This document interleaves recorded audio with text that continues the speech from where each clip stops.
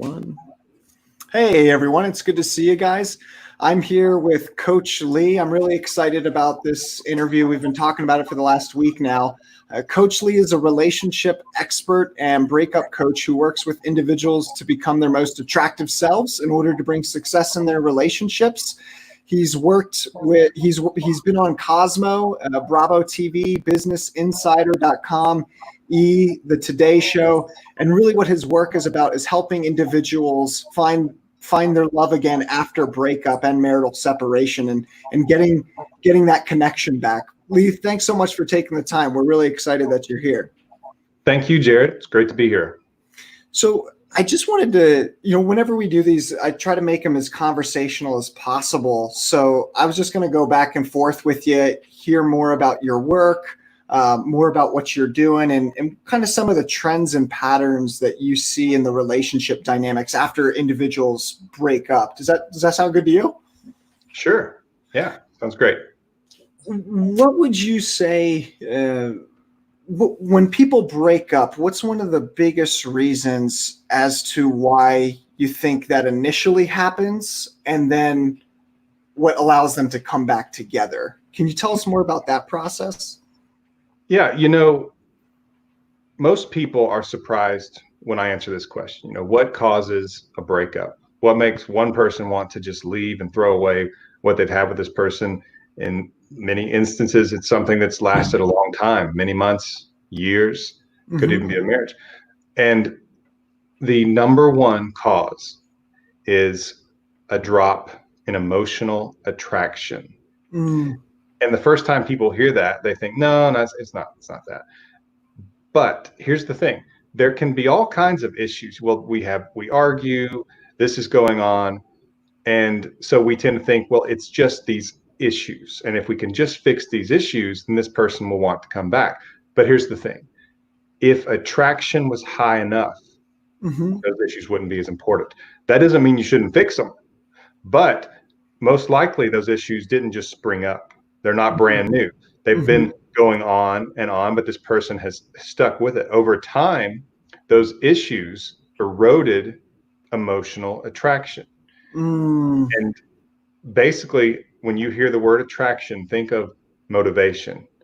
So if you have someone who's no longer motivated to be with you, then those issues are just insurmountable. But if you really are attracted to someone and want to be with them, I mean, you hear people who are they're in that early Hollywood, passionate firework version of the relationship when they've just met, which in the industry we'll call that limerence. And I have a video called What is Limerence? It's kind of like infatuation. And you could sit there and point out how this person's not good for you, but they are so enamored with this person. They will make excuses for those things. It's not a big deal. As a matter of fact, they'll even tell you that's kind of what makes them perfect. Makes them perfect for me is that they've got these flaws. They'll make excuses. So when attraction's high enough, those issues are not as important. And so people tend to focus on the issues. And so, especially back when I used to do a lot of coaching calls, I don't really do that many anymore. I have some regular clients I still speak to. Sometimes I do open it up for coaching calls, but especially when I did a lot of them, I would hear people say, I don't understand because I fixed this. I did that. Why are they not taking me back? Because when they broke up with me, they told me this is why. First of all, it's because when you fix the issue, it doesn't just fix emotional attraction. And one example I'll give, and forgive me if this sounds shallow, but let's say you're in a bar and this woman comes from the other side of the bar towards you. And when you look at her, you think this is not an attractive person physically. We're just going to go to physical just because it's easier to explain. But let's say you see her, maybe she has, a big wart above her lip and a mustache. I don't know. She just doesn't look good when you look at her. If she came over to you and she said, I would be the best girlfriend ever because I'll give you an hour massage every day. I'll wash your car. And she just tells you all these wonderful things about her. You're not going to suddenly think she's hot. Right. Now, we might laugh about that and say, wait a minute, an hour massage, I'll take it. But I'm serious. You wouldn't just say, oh yeah, she looks good all of a sudden. It doesn't work that way. You can't help that when you look at her, your first reaction is not to be attracted to her. We're Hmm. humans. We have eyes.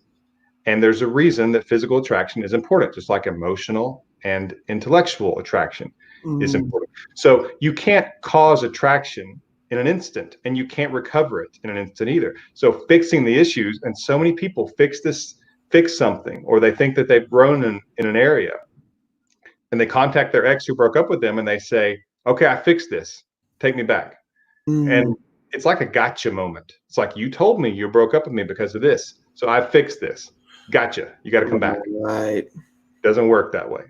So once you get attraction high again, then they care, and they might be interested in getting back. But until attraction recovers, you can work on the issues all day and all night, and you should make yourself better.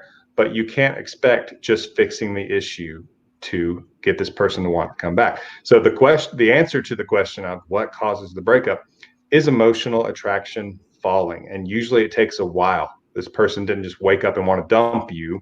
Right. They over time lost attraction to where it's so low now they're not motivated anymore, and they just want to move on. They care about you as a person, unless there's been a lot of fighting and you've just been horrible to them and they've been horrible to you, but they don't want to be with you romantically. So Okay. yeah, so attraction's the first thing we actually have to look at. Emotional attraction, how you can re-attract this person. It's far more important than going through the list of reasons. Mm. So it sounds like, I've when we were talking to Susan last week, she mentioned this, that like couples get in the beginning of a relationship, and when they're in that honeymoon phase, because we got all those chemicals, and we Mm. perceive the qualities that we perceive as being bad later on, right before the breakup, are the things that are held up high. But then once that emotional attraction, you're saying, goes down, then those very same qualities that we might have justified or found really attractive about that other person, those are like the supposedly the deal breakers at the end of the relationship. But really it's just that emotional attraction is, it's just been lowered. Well, some of the issues, I mean, some, if they're good qualities that attracted you to them, then that's not necessarily what's going to be the deal breaker. But basically, at the beginning of the relationship, when it's new and there's all this territory to explore, both physically, emotionally, intellectually with this person, and you're in limerence where dopamine is very high and you're having serotonin fluctuations and your brain is basically seeing chocolate cake every time you see them, that's when, yeah, you can overlook a lot. And Mm, over time, especially those things that will later become annoying habits, there are some things that maybe you thought were cute that you justified. Or one of the things that is kind of a little pet peeve of mine is they will say, but that's what makes them so perfect for me, is these flaws. And like, yeah, at the moment, you think that they're cute and you right. even kind of make this person angelic, like there was there was a cliche movie genre years ago. They used to call it the stripper with the heart of gold type of thing. And Hmm. so we use that same kind of reasoning where this person maybe seemingly has what we might or society might perceive as this flaw, but somehow that makes them perfect for us. And over time, when the chemical highs fall off, it's like, really, it's like the fog falling, Okay. and you see clearly. And now, rather than just being fueled by this limerence, this passion of chemicals in your brain, you're wanting some more substance. You're wanting some more of the true relationship pieces. And Right. that's when all of a sudden those little things that were cute maybe now are annoying, or you see them as character flaws and problems Right. because you're able to see clearly now that the emotional highs have leveled off. Right. Well, so how would you regain that then? Like, I mean, because ultimately it sounds like that's what you're helping people do, is you're helping them regain this emotional vibrancy that was the original glue in the beginning of the relationship.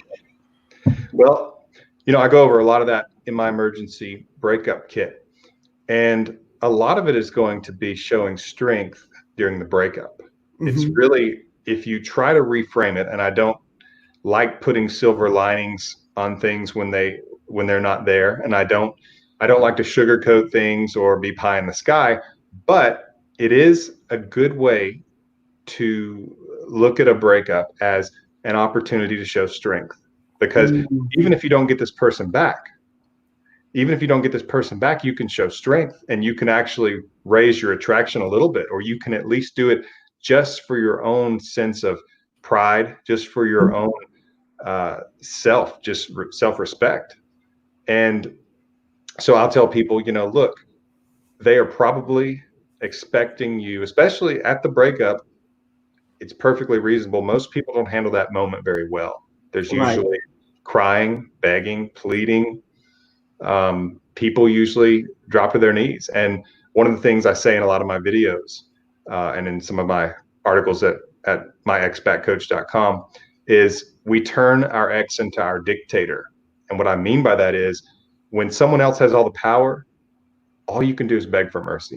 I Right. mean, you feel like you have no uh, trump cards. You have no aces. All you can do is just say, please. It's like in spite of you wanting to be away from me, will you just not?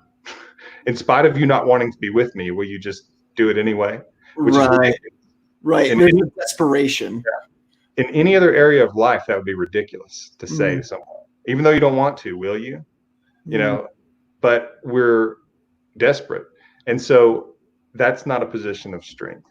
When you show strength is when you don't do those things. But most people do them right at the breakup, which is okay because I'm actually for people when the breakup happens, basically saying to the other person, I hate that.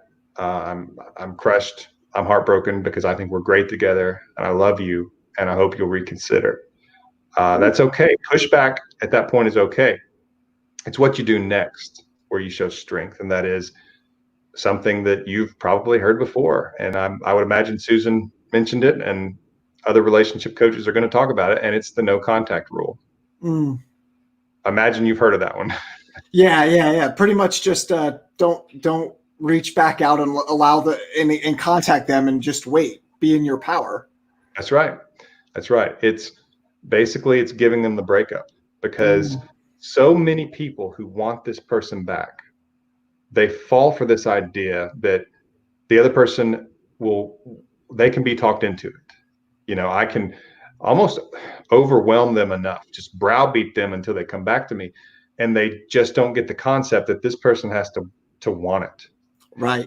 And so the only way they can want it is to see that the breakup itself is a negative. But if you won't go away, they don't ever get to see the breakup. They only get to see Mm. you in your least attractive form, because not only have they broken up with you, which means their emotional attraction is at its lowest or very low. That means every time they see you, they're feeling low attraction. So you're actually giving them the worst version of yourself possible. Whereas Right. if you back away, you exist more in their memories of some of those times when attraction was higher. So you take away the bad product and you leave their memories of the good one.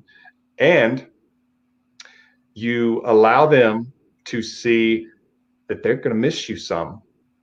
And that video actually we were talking about before this interview, that's called the what your ex is thinking during no contact. And Hmm. it starts off as them being relieved after the breakup. They're just glad to get it over with. Hmm. Hmm.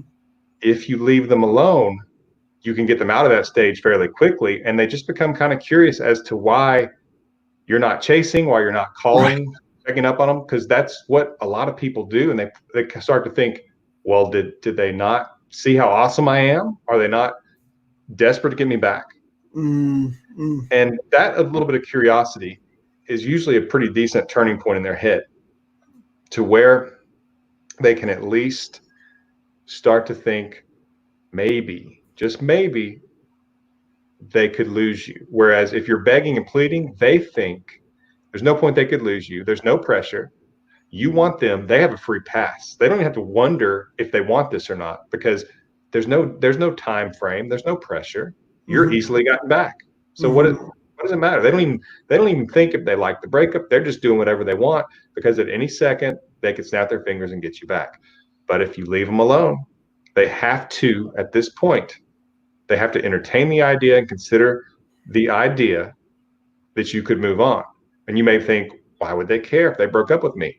Well, because if attraction is so low and they think of themselves as being up here and you being down here, they're not thinking about that because they think that you being so lowly and them being so attractive, well, you would be easily gotten back. So you kind of break their frame on that, and they have to consider they could lose you. And then it's like, well, do I want this breakup? Am I enjoying this? Am I missing them at all? And I get into that in that video, but that's the nuts and bolts of the no contact rule. And it's also such a show of strength that you're not going to demote yourself and beg and plead, and that you're going to give them the breakup because they said they wanted it, and you're strong enough to stay away. Right. Where do you think that? Because I mean, I've been on both sides of this, in my own life, like where I was like, oh man, I really love this person and want them, and then I've been on the other side of where like, okay, I just am done with the relationship. Where do you think that desire to really have another human being and really be close and connected to them, like there's an attachment there, like where's that coming from? And could you take care of the attachment, like that's that deep desire of, oh, I need this person? Like what if you just went internal? Is that possible to go internal and just heal that space or place there? Well, that's one of those things that it's sort of like attraction, that Mm-hmm. it's not something, it is something that can be turned on fairly Mm-hmm. quickly, but it's not something that can be recovered fairly quickly. Or if it's non-existent, with your experience with this person, it's not something that can all of a sudden be changed quickly. In a lot of ways, we are either attracted to someone or we're not. And it's pretty simple. When you are attracted to them and that attraction is eroded, that's when you can actually do something about it. So in terms of somehow being able to think I'm going to heal from this breakup without the other person and focus internally, that's certainly something that, not necessarily in those words, but that I try to help people do, try to encourage my clients to do. But it's very difficult to take it all at once. It's if I'm, in terms of just, if I am being direct, and sometimes people, they want to just try to get over this person as quickly as possible, then I will say, then you need to tell yourself right now, they are never coming back. You are never getting back with them. It's over 100%, Right. As though they are dead. Right. Really accept it and let it sink in. Most people cannot do that, even if they try. They partly because they want to keep that hope up. They think that it can happen, and they want it to happen, and they're hurting for that. So it's a difficult thing to do. What I have usually found is people can get to that point. Sometimes people take a lot longer than others, but you don't give up the hope early on. What you do is you kind of split it in your mind, and you say, I'm going to try this, which is usually the no contact rule. I'm going to try the no contact rule to try to get my ex back. And the thing is, you would be amazed how often just doing that works to at least get this other person moving a little bit towards you, talking to you, and reconsidering to a degree. There's another approach and more life beyond that. It's not just, oh, well, they're back now, so that's it. But a lot of times, if people can get past a period of no contact and this person does not come back, they find that they are a little bit stronger from the no contact. Right. So getting them a little bit closer to what you described, usually it takes quite a bit of time, quite a bit of no contact, and allowing yourself to heal some. I don't know that I've ever met someone who could just focus 100% internally to do it. I think that people will maybe talk themselves that way and speak it as they're trying to speak it into existence that way. I think that's great. But if you're really just in love with this person and you really think it could work, and you have regret, maybe especially if you feel responsible, like there were some things you did to cause the erosion of some of this attraction and love, that's a difficult thing to just separate from this person. and Right. attachment, because most of us are wired to be in a relationship. We're not wired to be loners. Um, some people might think that they are, and then find out when they have been with someone and become attached to someone that that they weren't as quite as cut out for the single life as they thought they were. But Mm. um, Yeah. so that's a complex answer. But you Yeah. know, I'd love it if people could just focus internally to heal. But a lot of times, their healing still has the hope that maybe they could get this person back, unless this person has done something so awful that Right. they don't want them back. They may still hurt, but they don't necessarily want to get back together with them. Mm.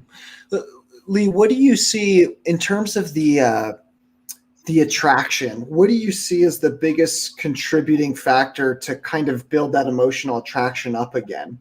Because you were sharing with me earlier that what brings people together is that initial emotional attraction, and then how to get them back is that no contact rule, and so you create space with the partner, and then that kind of slingshots them back to you.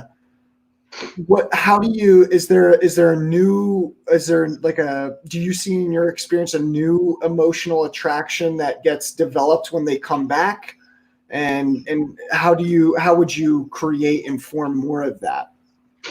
Well, usually what happens is a lot of this happens for you in the mind of your ex, Hmm. because if you leave them alone and they get past the relief period and they're at least a little bit curious about you, that's a precursor to attraction.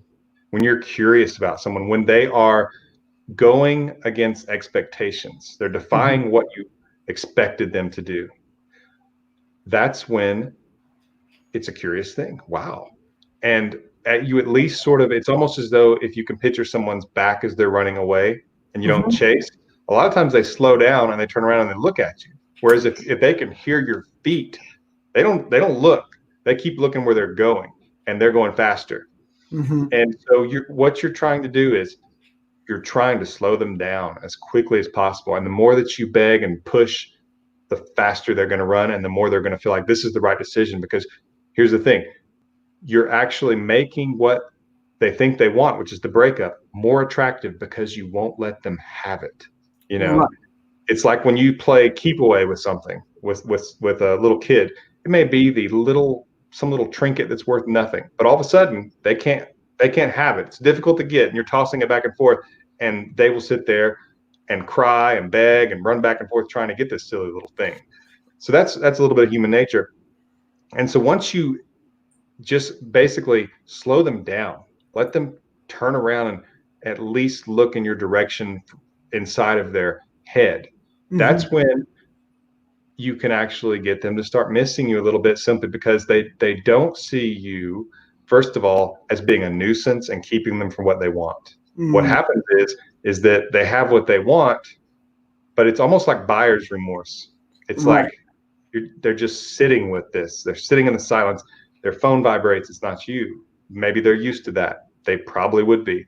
And they start to have to ask themselves, is this what I really want? And even in situations where they haven't gotten to the point of wanting to get back together with you, at that point they can start missing you. And what I tell people a lot of times is, do you want them to miss you? And some people break down crying when I ask that question. I say, well, if you won't leave them alone, if you won't get out of their life, they can't miss you if you're there, Right. you Right. know?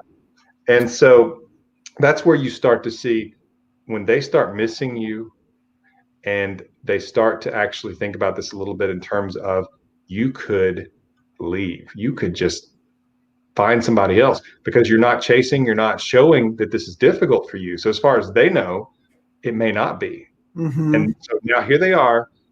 They haven't gotten that far away to begin with, because you didn't chase them. You didn't chase them 10 miles down the road. Hmm. You stayed where you were. So they didn't get that far away anyway. Hmm. Now they're missing you, and now they're beginning to be concerned that you could move on. And they're thinking, if I miss them, I'm hurting without them. I'm worried about them moving on. Maybe this was all just a big mistake. Now all of a sudden, you've got scarcity going for you. You've got value going for you, because you're demonstrating strength. You have them thinking maybe they made the wrong decision. All they have of you are memories of the past. your attraction's rising. As a matter of fact, the tables are turning. They're becoming the one a little bit who almost feels like they have to beg. They're feeling a little bit, sometimes even, I do speak to people who have done the dumping, which a lot of people think that's funny, but I see it as research of the enemy. And a lot of times they'll even tell me, it got to one point where they said, I started to panic. You started to panic? You dumped them, but you're the one that started to panic. Right. Think about it. And that's what you want. Everybody out there right now who's wanting to get their ex back is probably having chills up their back. That's what you want. If you're the one who's been dumped and you want to get back together with him, well, the only way you can make it happen is if they feel like, first of all, you defied expectations, they didn't get too far away from you, and now they're wondering, did they make a mistake because they're missing you and they're worried you might move on? What a swing that is. And you didn't even do anything.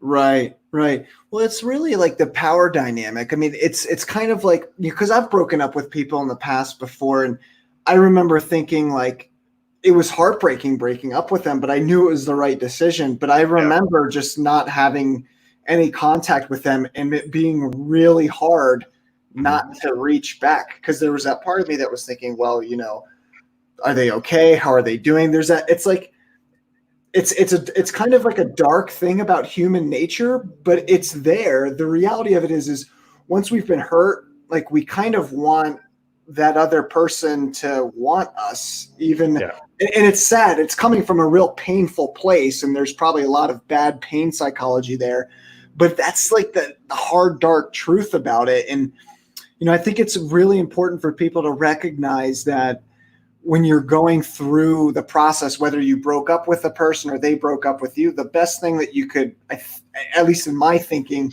that you could do is just really sit with yourself as much as you can and ask yourself, man, like, why do I need this person? Why do I feel like I need this person so bad in my life? And like, I remember, I broke up with a woman 4 years ago, and I deeply, deeply loved her, but I knew we weren't compatible.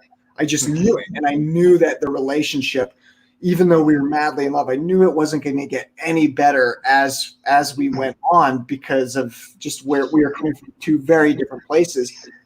And that was really hard, because there was a part of me that wanted the relationship and there was a part of her that really wanted the relationship. But I knew, like, I just had to do it. And I did everything within my nature. Like, I moved across the country just to stay away from her, because I knew that if I had stayed there, I could have just went back to it. But there's so many times where I was like, man, I wonder if she's thinking about me, or if I'm, because I was thinking about her in that space. And it wasn't easy. Like, I literally did everything in my power to stay away. And that was the hardest thing I've ever done in my life. Like, hands down, to not be able to, text her back. It was just, oh man, that was the So she was texting you? No. So she didn't. She maintained her power. She did a really good job.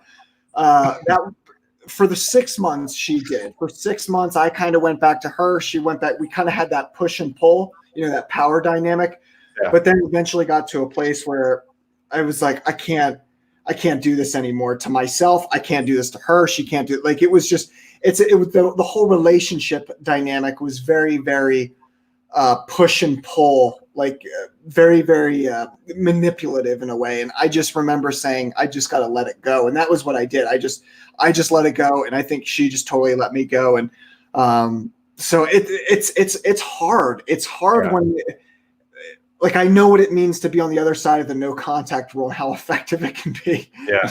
It was one of the hardest things to resist my entire life. I mean, I literally had to move across the country because I didn't trust myself when I didn't hear from her. Wow. Yeah. That's intense. That's move across the country. Yeah. I moved from PA all the way to Colorado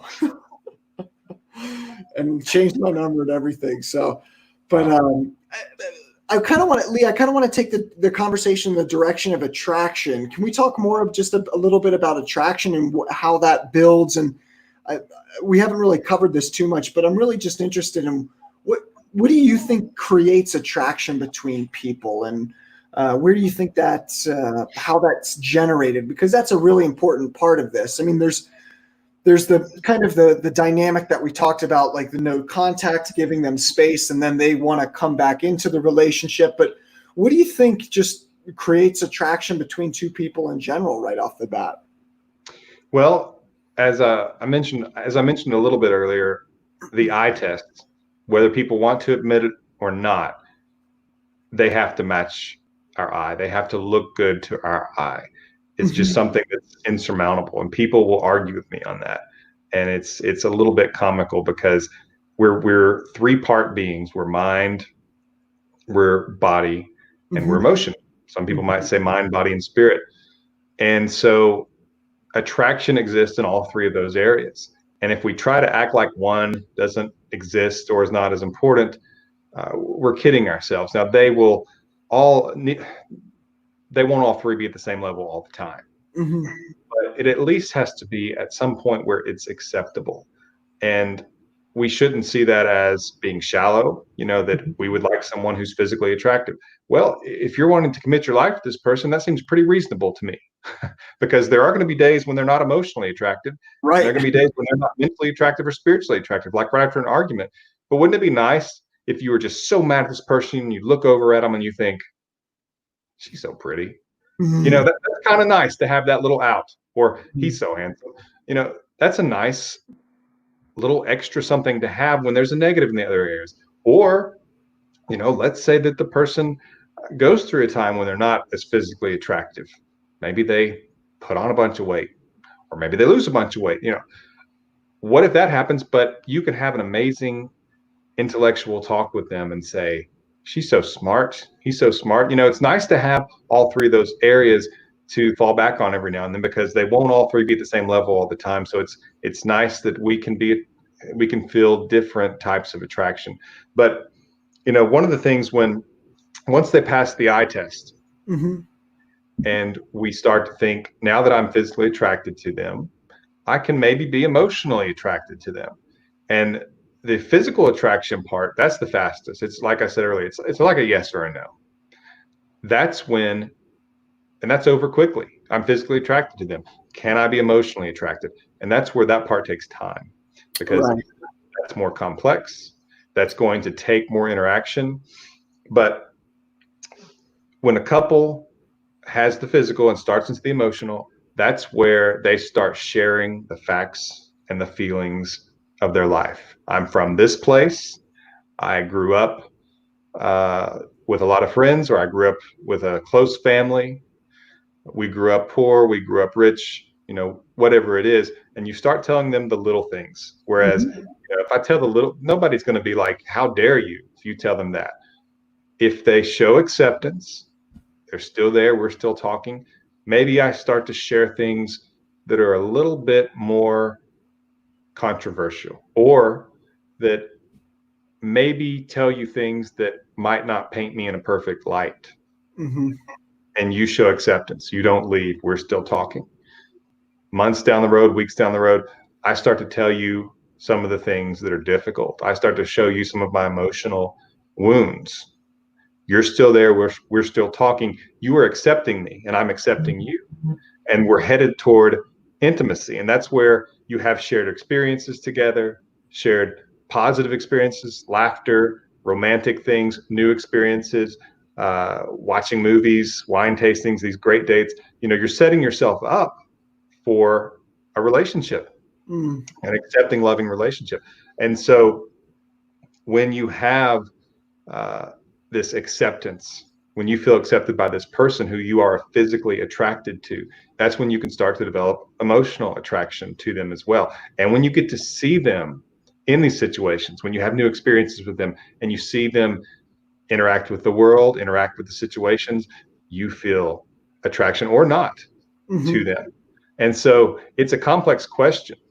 Strength is something that is always attractive, and strength is basically where you can choose how you behave no matter what the situation is. It doesn't change you. Just like a rock. A rock is strength. No matter what the situation, it's still a hard rock. It's not bendable. And I don't mean that you be stubborn, but I'm saying that, for example, my grandfather, one of the strongest people I've ever known, because no matter how the other person was acting, they could be an immature jerk, a spoiled brat, just being terribly rude, never changed who he was, because he wasn't that way. My grandmother told me that in their, I believe it was 65 years of marriage, she said he never raised his voice. Wow. And this wasn't a passive, weak, yes, dear kind of man. He was a strong man. He worked with his hands. He was a very smart guy, but he never felt the need to raise his voice. He used to tell me, if you're having to raise your voice and yell, you probably don't have a good argument. And he was one of the strongest people I knew, because no matter what was going on, it did not change who he was. So, for example, your ex breaks up with you. If you become desperate, begging and pleading, you probably weren't that way before. This is a little bit different. You're basically taking drastic measures. So that's one of the reasons why it's not a show of strength, whereas no contact is basically you saying, I'm here, take me or leave me, but I'm not going to chase you. Right. It's a place of power. Yeah. Right. Yeah. I think that's like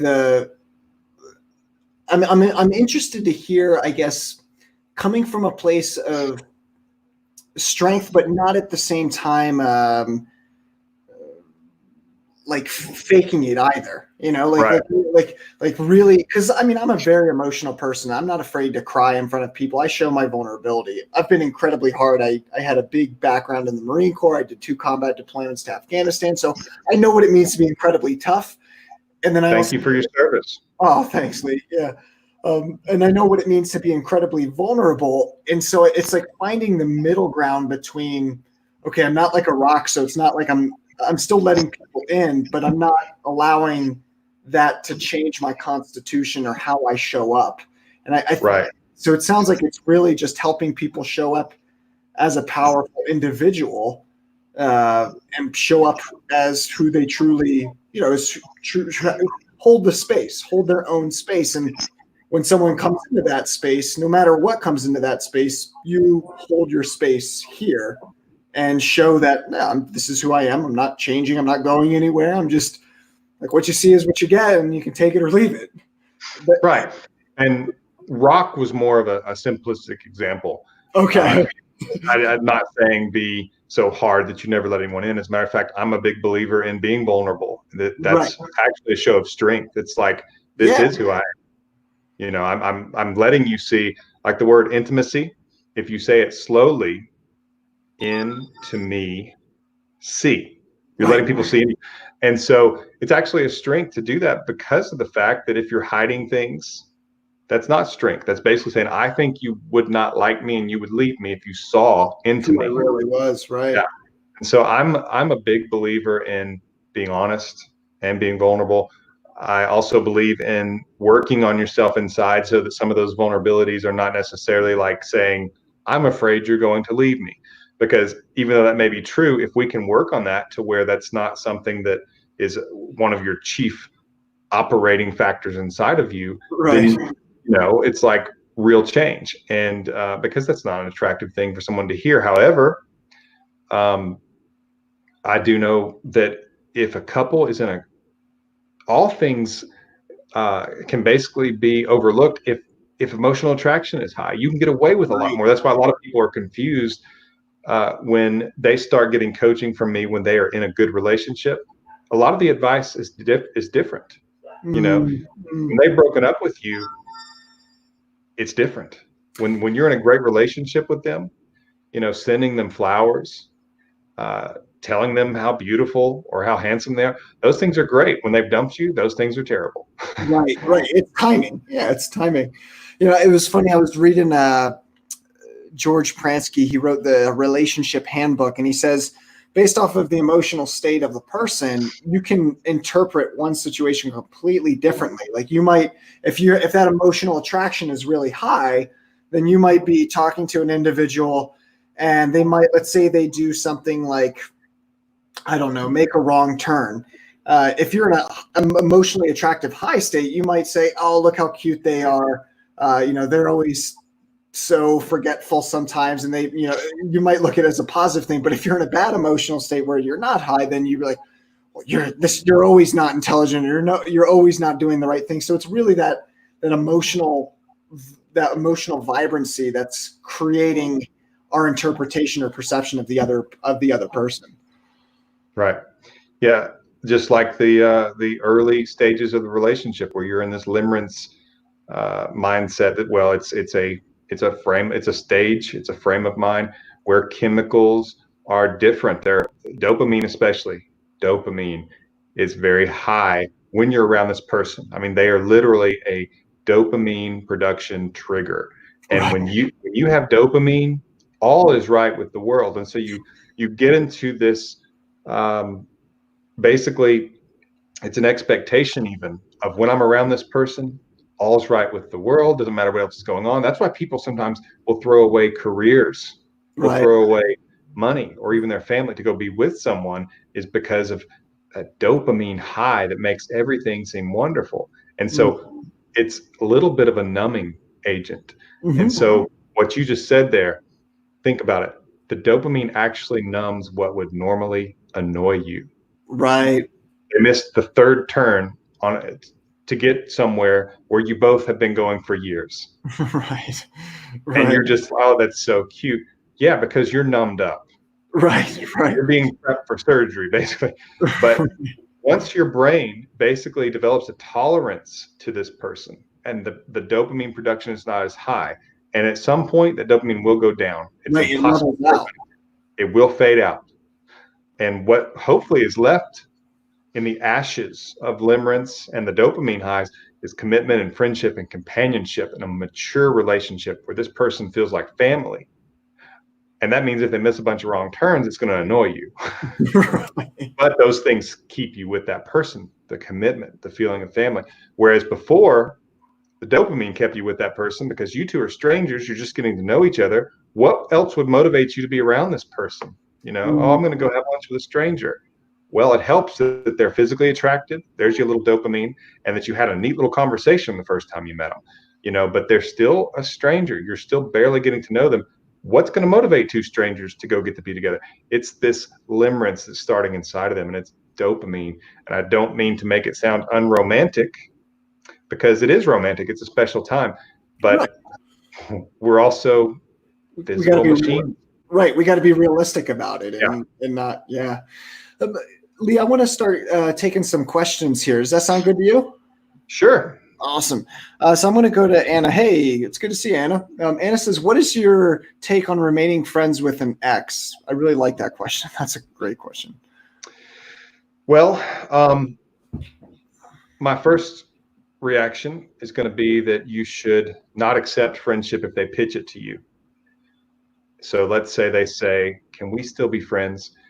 Now, doesn't mean you be a jerk and that you say, "No, we can't. Leave me alone." You have to be careful with this because believe it or not, if they think that it's okay to contact you, that's a good thing. But if you start saying, "No, don't you contact me unless you're ready to be in a relationship with me," which a lot of people say, and other coaches will say that too. Other coaches, I have heard them say, you tell them, "I don't want to be your friend. Don't you contact me until you're ready for a relationship again." Hmm. Do you remember me talking about all those stages that they had to go through before they finally could get the nerve to contact you? It takes a while. Okay. We don't want to put another hurdle in there to where they think that they have to be 100% there before they can contact you because you can be attractive and get them to that 100% point. But if they don't think they can contact you because they think, "Oh man, she basically told me that I have to be ready to jump back in and get engaged again," or whatever, or be at that level that we were again and be 100% certain and want to dive back in before I can contact her, that could actually keep him from getting there. So Hmm. be careful about how you say you don't want to be friends. What I usually do, as a matter of fact, I, I I was coaching a guy who kind of thought he might get that question, "Can we still be friends?" Hmm. And so I said, "Be playful." He said, "Can you give me an example?" I said, "Okay. Let's say she says, 'Can we still be friends?'" smirk a little bit, like you don't quite take her seriously. You don't really believe she only wants friendship, and just kind of say, "Oh yeah, best buddies." Just something a little sarcastic like that, a little playful. And he did, and he said she laughed, and he said, "Dude, I don't know what happened, but about 10 seconds later, she's making out with me." Mm. And part of it is because they probably thought you would be so desperate that you would just say, "Oh yeah, of course, I'll be your friend." But the playfulness, the not even taking it seriously, it's like, I don't even believe we can just be friends. I know you still want me. You didn't say those words, but that's Right. what came. It's in the energy, though. Yeah. Yeah, yeah. And so, the short answer is, I don't like the idea, and it does not work well if you act like a friend. That's the big problem. People will It's not, I mean, it's not a great thing to say, Mhm. "Yes, I'll be your friend. We'll just be friends." That's not the best thing, but a lot of it is, are you just gonna act like a friend? Are you going to become their platonic buddy, or are you going to be playful and flirty still? Like, basically unafraid to show, "Look, I'm not gonna force you to do anything. I'm not even gonna talk to you about it, but I Mhm. want you, and I'm not afraid of that. I'm not gonna act like I don't. I'm not Mhm. gonna kiss your butt. I'm not gonna like try to bribe you to come back to me and compliment you a whole bunch to hopefully get you to like me again. But I'm not afraid to be a little flirty, and you're gonna know that I still want you. I'm not gonna all of a sudden turn into this neutral, neutered version of myself and just be your buddy. That doesn't work.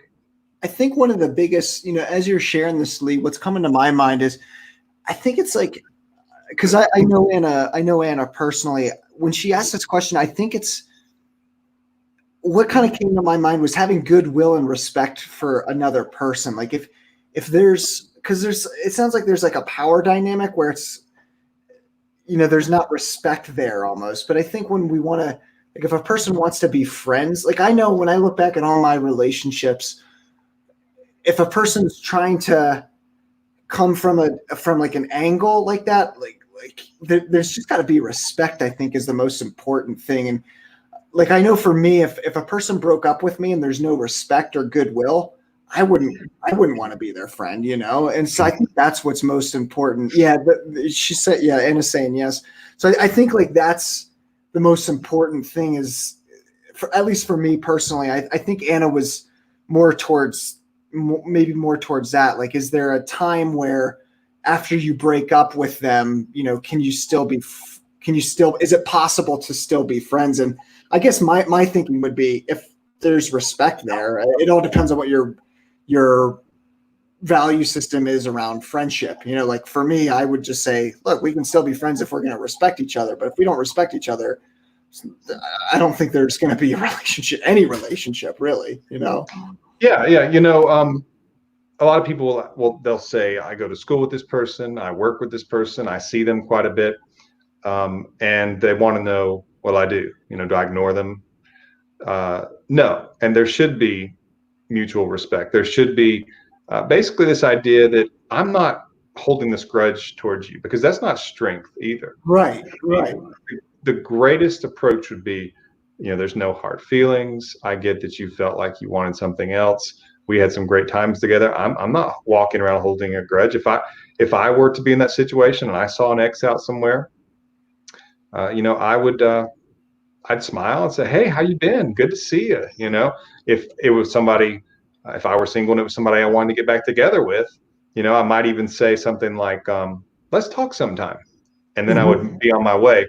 And some people might even say, "Oh, isn't that trying to get them back or whatever?" Well, it kind of depends on how casual you do it, because it can Right. make them wonder, did he mean that? Was he just being polite? Especially if you just, "Hey, I've got to get going. I'm meeting a friend for coffee. Let's talk sometime, or let's catch up sometime." And you leave. That's another thing that can make them a little bit curious. Did he really mean that? Because it's not like you're going, "Hey, could we talk sometime?" It's a Right. little bit different. But absolutely, yeah, you should certainly, if that's more your question, then respecting each other, seeing each other in public, and actually having a smile and a wave, and just being polite. That's certainly the way to go. That's certainly the more attractive way. If you are cold and you ignore them or you're disrespectful to them, that's not attractive. And they're Right. just going to think that, man, they want me so bad, they're still bitter about it. So you don't want that for sure. That's not going to help you. Right. Beautiful. Beautiful. Well, Lee, thanks so much for taking the time out, man. We really appreciate you coming on, and we really appreciate you sharing your energy. Do you have any programs or things like this coming up that people can be aware of? Well, my website is myexpatcoach.com, and I have the emergency breakup kit there, as well as the emergency marriage kit and tons of articles. There's over 100, free articles on breakup advice, getting your ex back, rebuilding attraction in order to get your ex back. And that's at myexpatcoach.com. And then, of course, I'm on YouTube. If you just go to youtube.com/myexpatcoach or just search for Coach Lee, you'll find me, and you can certainly subscribe there. And I've got a little over 100 videos too. Beautiful. Most of my articles and videos, work together. So there's that content, but you can find me on my website or on YouTube. Beautiful. Awesome. Thanks so much, Lee. And guys, if you want to check that out, the link's there right in the description box below. So go ahead and check that out if you'd like to. Lee, thanks so much for coming on. We really appreciate your time and energy. Thank you, Jared. All right. Thanks so much for joining us, you guys. We have upcoming next week, we have 2 interviews. We have Alex Corman, and we also have one more other coach.